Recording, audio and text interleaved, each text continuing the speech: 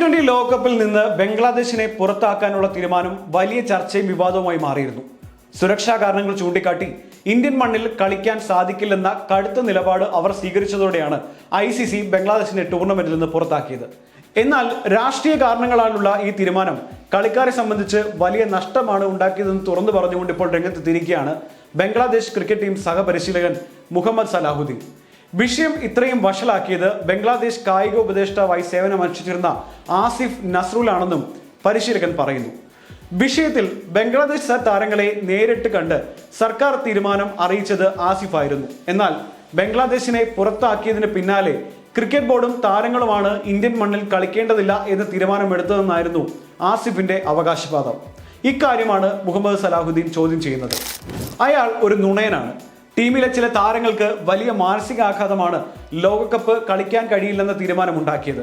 ഒരാഴ്ചയോളമാണ് ചില താരങ്ങൾ മാനസികമായി കോമയിലായത്. അയാൾ ഒരു അധ്യാപകനാണ്. അധ്യാപകൻ എങ്ങനെയാണ് ഇങ്ങനെ നുണ പറയുന്നത് എന്ന് സങ്കല്പിക്കാൻ പോലും എനിക്ക് സാധിക്കുന്നില്ല. താരങ്ങൾ കാരണമാണ് ബംഗ്ലാദേശ് ലോകകപ്പ് കളിക്കാത്തത് എന്ന അയാളുടെ പ്രസ്താവന അംഗീകരിക്കാൻ കഴിയില്ല. ദേശീയ താല്പര്യം മുൻനിർത്തിയാണ് ലോകകപ്പ് ഇന്ത്യയിൽ കളിക്കേണ്ടതില്ല എന്ന് തീരുമാനമെടുത്തത്. പക്ഷേ അടിസ്ഥാനരഹിതമായ കാര്യങ്ങൾ ഉന്നയിക്കുമ്പോൾ എനിക്ക് വ്യക്തിപരമായി എൻ്റെ കീഴിലുള്ള താരങ്ങളുടെ കാര്യം പറയേണ്ടി വരും. ലോകകപ്പ് കളിക്കുക എന്നത് ഏതൊരു താരത്തിൻ്റെയും സ്വപ്നമാണ്. ഒറ്റ സെക്കൻഡ് കൊണ്ടാണ് അതെല്ലാം നശിപ്പിക്കപ്പെട്ടത്. താരങ്ങളുടെ സ്വപ്നങ്ങളാണ് ഇല്ലാതാക്കിയത്. മാനസികമായി നിരാശയിലാണ്ടുപോയ താരങ്ങളെ തിരിച്ച് ഗ്രൗണ്ടിലേക്ക് എത്തിക്കാൻ ഞങ്ങൾക്ക് കഠിനമായി തന്നെ പരിശ്രമിക്കേണ്ടി വന്നു. അവരെല്ലാം പഴയ ഊർജ്ജത്തിലേക്ക് തിരിച്ചെത്തിയത് തന്നെ വലിയ ആശ്വാസമെന്നാണ് മുഹമ്മദ് സലാഹുദ്ദീൻ പറഞ്ഞത്. T20 ലോകകപ്പിൽ പങ്കെടുക്കാതിരിക്കാനുള്ള തീരുമാനവുമായി ബന്ധപ്പെട്ട് ബംഗ്ലാദേശ് ക്രിക്കറ്റ് താരങ്ങളുമായും BCB ഉദ്യോഗസ്ഥരുമായും നടത്തിയ ഒരു കൂടിക്കാഴ്ചയിൽ ഈ ആസിഫ് പങ്കെടുത്തിരുന്നു. ഈ യോഗത്തിലാണ് സർക്കാർ തീരുമാനം അദ്ദേഹം കളിക്കാരെ ധരിപ്പിച്ചത്. ICC നൽകിയ അന്ത്യശാസനത്തിന് ശേഷമായിരുന്നു ഈ യോഗം തന്നെ സംഘടിപ്പിച്ചത്.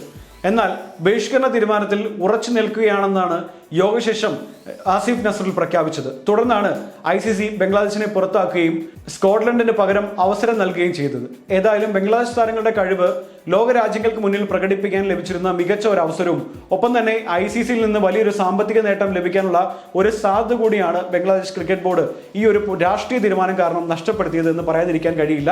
ബംഗ്ലാദേശ് താരങ്ങൾക്ക് സംബന്ധിച്ച് ലോകകപ്പ് കളിക്കാനാകാത്തത് ഒരു വലിയ തിരിച്ചടി തന്നെയാണ്.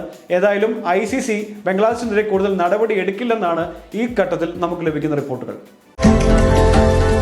What is that strength that brings women together and helps them move forward? Self-help groups. Central Bank of India, under DAY NRLM, provides financial support to self-help groups and through Sent Nari Shakti to their members. Central to you since 1911.